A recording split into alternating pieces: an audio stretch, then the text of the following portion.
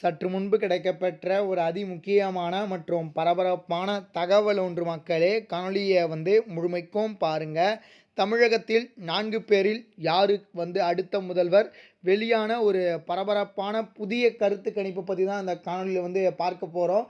காணொலிக்குள் போவதற்கு முன்பு இதுபோல அரசியல் சார்ந்த உண்மை நிலவரங்களை நீங்கள் உடனுக்குடனே தெரிஞ்சுக்கணும்னு நினச்சிங்கன்னா நம்முடைய சேனலை மறக்காமல் சப்ஸ்கிரைப் பண்ணிட்டு பக்கத்தில் இருக்கக்கூடிய பெல் பட்டனை ஆலில் செட் பண்ணி வச்சுக்கோங்க. அப்போ தான் நம்ம போடுற ஒவ்வொரு அப்டேட்ஸும் பார்த்திங்கன்னா உங்களுக்கு நோட்டிஃபிகேஷனில் வரும். இப்போ வாங்க வீடியோக்குள்ளே போயிடலாம். அதாவது தமிழகத்தை பொறுத்த வரைக்கும் அடுத்த முதலமைச்சராக யார் வரப்போகிறாங்க அப்படின்னு சொல்லிட்டு ஒரு மிகப்பெரிய ஒரு எதிர்பார்ப்பு இருக்குது. நாளை தேர்தல் இருக்கக்கூடிய சூழ்நிலை தமிழகத்தை பொறுத்த வரைக்கும் 4 முனை போட்டி என்பது இருப்பது அனைவருக்குமே தெரியும்.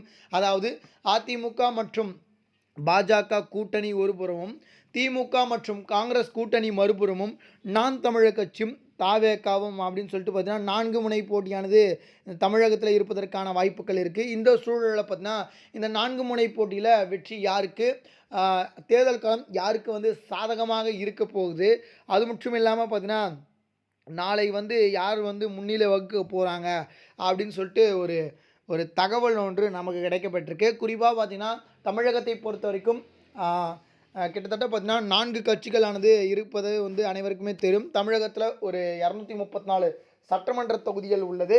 இந்த 234 சட்டமன்ற தொகுதிகளில் தன்னிச்சையாகவும் சரி இல்லை கூட்டணியிலும் சரி கிட்டத்தட்ட 110 to 120 தொகுதிகளை வென்றால் மட்டுமே அந்த கட்சியால் தமிழகத்தில் ஆட்சியை அமைக்க முடியும்.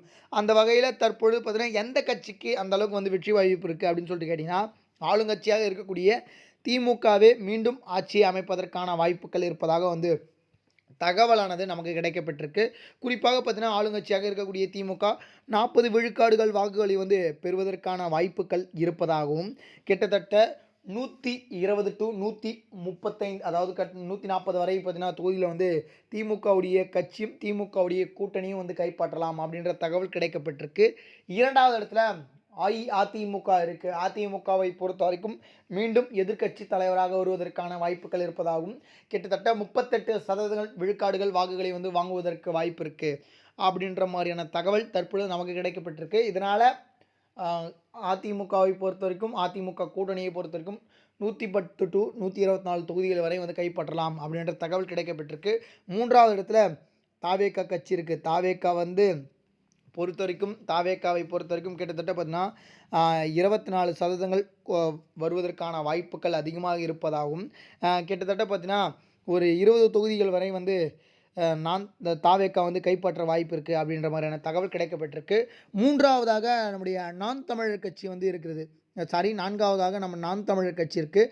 நாம் தமிழரை பொறுத்த வரைக்கும் பார்த்தீங்கன்னா கிட்டத்தட்ட நாம் தமிழரை பொறுத்த வரைக்கும் சுமார் 2 அல்லது 4% வாக்குகளை பெறுவதற்கு வாய்ப்புகள் இருக்குது அப்படின்ற மாதிரியான தகவல் தற்பொழுது நமக்கு கிடைக்கப்பட்டிருக்கு.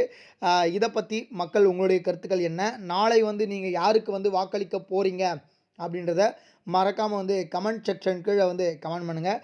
இதுபோல் அரசியல் சார்ந்த உண்மை நிலவரங்களை நீங்கள் உடனுக்குடனே தெரிஞ்சுக்கணும்னு நினச்சிங்கன்னா நம்முடைய சேனலை மறக்காமல் சப்ஸ்கிரைப் பண்ணிட்டு பக்கத்தில் இருக்கக்கூடிய பெல் பட்டனை ஆலில் செட் பண்ணி வச்சுக்கோங்க. நன்றி. அடுத்தடுத்த வீடியோவில்